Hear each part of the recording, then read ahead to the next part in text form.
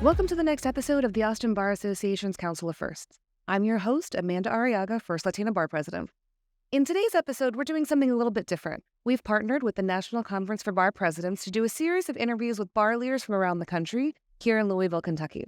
So I'm happy to introduce you to all of these leaders that you might not know because they're not from Austin. Melissa Johnson is the immediate past president of the San Diego County Bar Association and serves with me on the Executive Council of the National Conference for Bar Presidents. She also serves on the executive board of the California Employment Lawyers Association, the preeminent bar association for California plaintiffs' employment attorneys. Melissa is a partner at Johnson Heater LLP, where she primarily focuses on employment law. She's a graduate of the University of California, San Diego, the Thomas Jefferson School of Law, and is a veteran of the Air Force. Melissa has also been appointed as commissioner of the County of San Diego Civil Service Commission. She gives back to her community and has given back to her country. I'm so happy to have with us today, Melissa Johnson. Melissa, thank you for being with us today. You're welcome. I'm so excited to continue our chat. Thank and you. I want to start with, why did you want to be a lawyer? Wow, that's a great question. When I was 10 years old, I had followed a case. I'm from New Jersey, and I had followed a case where the National Organization for Women had sued Boys Little League Baseball because Little League Baseball had a policy, no girls allowed. And the national organization realized that Little League Baseball was playing using public parks that were funded with public money, and they weren't allowing girls to play. And so they sued. And that went all the way up to the Supreme Court in my state. And I'd watched that case. And the Supreme Court says you have to let girls play. And that case, literally, it changed my life. It let me know that under no uncertain terms, that if I was given the opportunity to literally play on the same field as the boys, that I could be as good as them and better than them. And I could compete if I was only given the chance. And that case told me, and it showed me under no uncertain terms, what lawyers and the law and the courts can do to improve people's lives. And literally, when I was 10, I wanted to be a lawyer because I saw what the law did for me. And it was just a wonderful experience. Well, and it turns out it not only inspired you to be a lawyer, but I did some research on you, and you actually are a ball-playing superstar. I happen to know that it's not just that you thought that if you could compete, you would do well. You did do well. I did. I made the All-Star team every year. Mm-hmm. I went to high school, and literally high school was the first time I'd ever touched a softball. I was like, what's this big thing? My high school softball team won the Jersey State Championship. That was really awesome. I played when I was in the Air Force and got to travel around Europe playing ball. It was just a wonderful experience, and it's created such bonds for me with people that, 30 years later, they're still in my life. And I understand that your time in the Air Force helped shape why you wanted to be an employment lawyer. Tell us a little bit about that. Oh, good Lord. Sure. I instead of going to college on a softball scholarship, for some reason, I just decided that military service was what I wanted to do.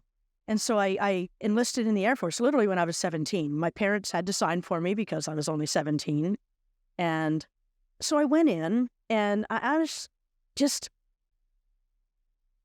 I ended up being the subject of me and a lot of other people. I had traveled around England, and because that's where I was stationed, playing ball. And I met a bunch of people from other bases. And somebody that I knew somebody who basically dropped a bunch of names to avoid prosecution, as I understand it, for something else. Dropped a bunch of names, and mine was one of the names they dropped. And so I ended up getting discharged from the Air Force, involuntarily discharged because of my sexual orientation. And truth be told, I probably would have stayed in 30, 35 years and maybe sitting here, well, probably wouldn't be sitting here because my life would be very different, but, probably a retired Air Force lieutenant colonel, maybe even a colonel. But the experience of getting kicked out, and there was nothing I could do about it. There were no laws to protect me, none whatsoever, made me understand that people get discriminated against at work. And it was really my first time ever having been discriminated against where there wasn't something that could have been done. And it really pushed me toward representing workers because I was the victim of, and I've accomplished a lot. I went to law school. I've been the president of a bar association. I've done a lot of good things. I've received awards. And it's just a testament to the fact that the military kicked out good people, really, really good people. And my plan B worked okay for me. But a lot of people, it didn't. And they really struggled. And that struggle just led me to know that workers need representation. And it really put a fire, just a huge fire under me to be able to advocate for workers who have been discriminated against at work. So I thank the Air Force for that, and facetiously, of course. But that bad experience led me to many good things. Mm-hmm. Well, if you don't hear it all the time, thank you for your service. I hope that the audience will write in and comment and thank you for your service as well. Thank you. And while that experience was awful, I do think that it probably helps make you a lawyer that will vigorously advocate for your client. So it did something for the rest of the world that happened. And thank you. It was probably 30 years before I would even ever, in fact, in November, it was 40 years ago that I got kicked out. And it was probably 30 years before I would even talk about it. I just tucked it away. It was a terrible experience. It was traumatic for me. It still makes me emotional when I talk about it 40 years later. And now I never used to say I was a proud military. I never used to say I was a proud veteran because I wasn't. I was not proud of what my country did to me when they kicked me out. But now I am. And when I go to baseball games and they ask veterans to stand, I never would before. And now I do. And I cheer and I get people around me riled up and it's a very different experience now, but it didn't used to be. Mm-hmm. And so thank you for that. Of course. And so now we will pivot because in this sliding doors moment that happened to you in your life, you end up as a lawyer, you're in California, and you become president of the San Diego County Bar Association. I did. Why was that important to you? Well, it was interesting because I initially ran to be the chair of the Labor and Employment section. And mostly that section in the San Diego County Bar Association is dominated by defense lawyers. And so we didn't have programming that was important to plaintiffs' lawyers. And so I ran because I thought, well, I can try to change that. Well, as just a regular member at large, I wasn't able to change it. So I was like, well, I'm going to run for chair. And then I was able to change it. And then when I was chair, I got encouraged to run for the board. And I thought, yeah, I'll never win. But I did. And so I got put on the board. And then once I was on the board, I thought, I'm one of about 10 people who is actually eligible to even be the president of the San Diego County Bar. And San Diego County has about 16,000 lawyers, and one every year gets to be the president.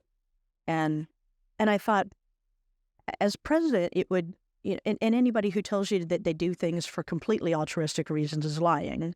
Or maybe they're just not being honest with themselves. But one of the reasons I wanted to be the president of the board, or the bar, is because it would give me a platform. It would make my voice louder. And when I advocate for workers' rights, which I do often, I have a little bit more credibility behind what I say. Doesn't mean that it's more credible. It just means that last year I was the president of the bar. What I said meant more. And I will forever be a past president of the San Diego County Bar. And forever what I say, I can speak with a more amplified voice. And that's really one of the reasons that I wanted to be the president of San Diego County Bars is to be able to amplify my voice and talk about discrimination at work and talk about workers' rights and maybe make a more impactful statement about that. Well, and you're another example of if you have an interest, if you want to serve in a leadership role, the cream rises to the top. So you only wanted to be chair of labor and employment, but then you did a great job. You were a hard worker, and they said, do more, please.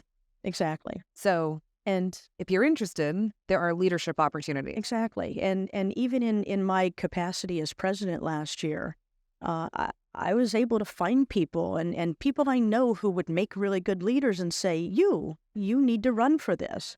And let me appoint you to this. You should be a leader. And almost nobody says no. They just need to be asked. And even if you're not asked and you know you're that person, run, get involved, put yourself out there and work hard. And literally by the time I had put my name in to be, and said, hey, I want to be the president of the bar, I had worked hard. I'd been on almost every committee that we have. I learned a lot about our organization, and I was really well situated to do it by the time that time came. Between your bar experience and your legal experience, you've seen a lot. Do you think the legal community is on the right track to becoming more in favor of diversity, equity, and inclusion? I sure hope so. During my term as president in the San Diego County Bar Association, I was able to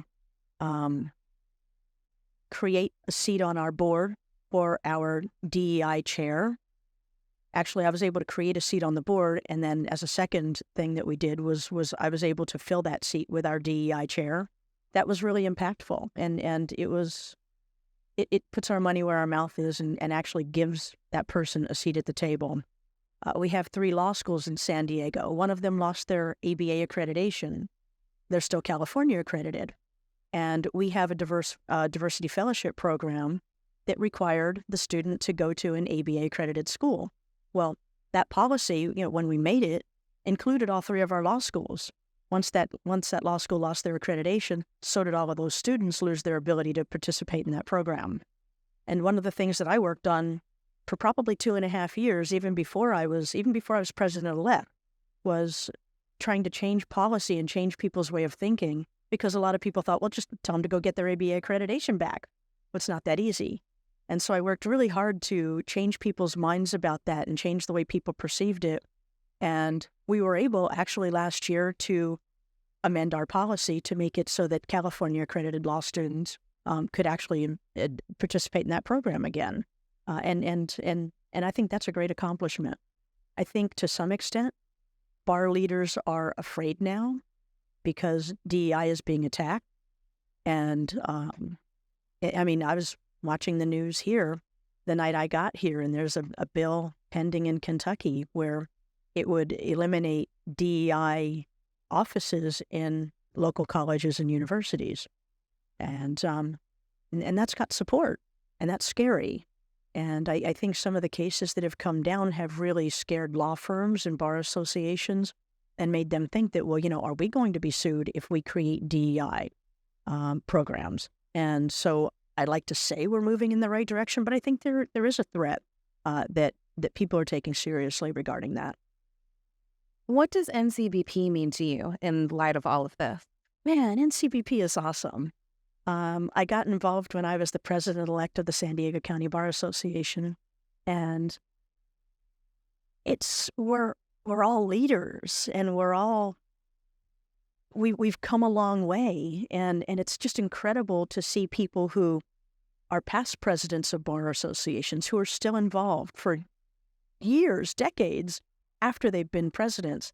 And so NCBP is a great place to learn about leadership when you're one of those newer leaders.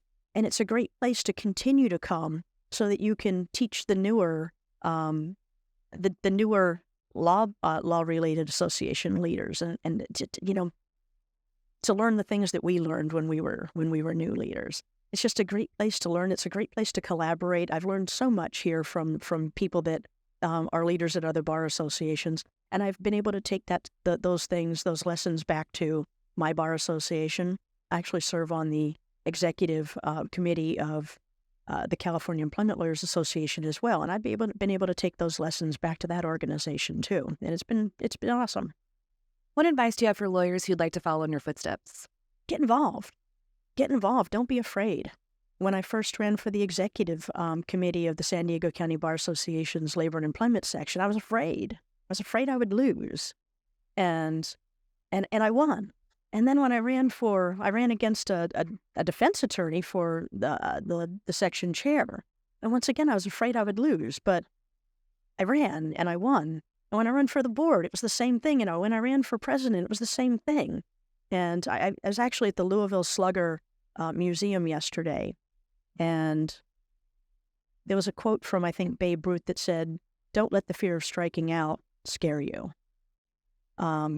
And which is kind of meaningful, because many times people don't do things because they're afraid of failure, and you'll never succeed if you don't try.